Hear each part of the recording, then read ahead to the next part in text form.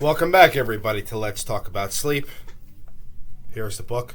We're getting closer to 1,000 subscribers. Once we do, somebody will get a signed copy of that.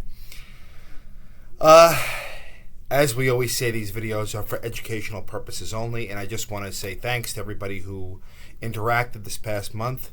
And without any more talking, let's get right into part 2 of this month's Q&A. So, on my When CPAP Doesn't Help video, Bree's thoughts, right? Can you talk about non-obstructive central sleep apnea and what is best to treat that? Bree, I made a whole video on that. I urge you to check that out about a few weeks ago or so. You can see that. Central sleep apnea typically is caused by one of two things that we know of. One is congestive heart failure. The other is if somebody is on opiate medications. The third type, we may not know why. It may just be kind of idiopathic. If there is an underlying problem, like opiates or congestive heart failure, you want to treat those things, and it tends to go away. There are some cases, though, where the central sleep apnea can be from, let's say, we call it transitional apnea, where somebody is maybe a little anxious or in pain. That can cause a type of central sleep apnea. Bottom line, though, is you really want to get really an underlying problem. If somebody gets central sleep apnea after putting on CPAP, there's a special type of machine called an ASV. Again, I ask you to watch that video for more information. Caleb writes, please talk about mild sleep apnea, AHI of 10 or less. AHI is the apnea-hypopnea index. That's a measure of how severe somebody's sleep apnea is. 10 times per hour is mild. From what I've read, there are not comorbidity associated with this. Very little. A lot of times fatigue is also not experienced, although it can be. I would also like to hear about MSLT results with different severities of OSA. Thanks, Caleb from Ohio. Great question. So, AHI does not always correlate with symptoms, level of symptom severity. I've seen cases where somebody has a mild case, just like you described, but they're very sleepy, right? We put them on CPAP, and maybe they get better, maybe not. A lot of times, though, what I have found is that when somebody has a mild case of sleep apnea and we treat it, we may be kind of barking up the wrong tree as far as this sleep apnea is causing all these symptoms. It may be a situation where somebody has two things going on, right? So I have seen it many times where somebody has sleep apnea, a mild case, let's say, but we do an MSLT, which is a nap test for everybody who's watching, and we find that they're treated for the sleep apnea, but they're still excessively sleepy. That can be something like narcolepsy. So just because you have one condition doesn't mean you don't have another. Or maybe sleep apnea and hypersomnia as a result, okay? In those cases, we can continue the treatment for sleep apnea, but we may add a stimulant or a wake-promoting agent, okay? So it gets a little bit complicated, but, that's where you have to kind of dig a little bit deeper. Good question, though. I hope that answered it.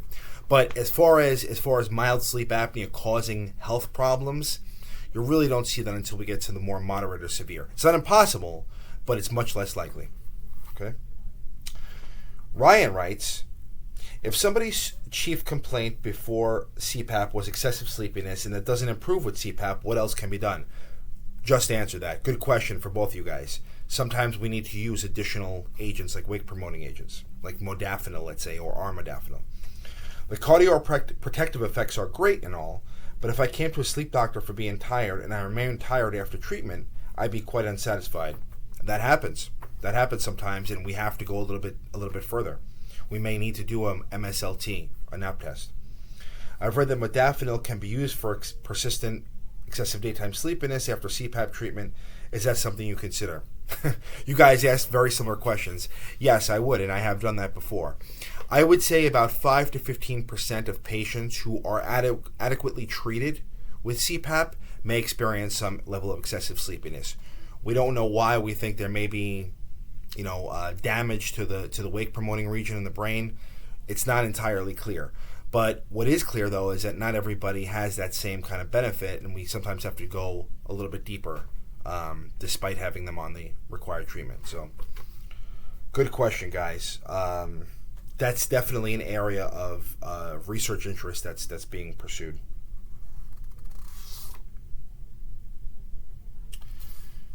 Okay, let me do one more. So, on my Epworth sleepiness scale score video, which was a quick Z one, Kansas writes, mine's 23 and has been for years.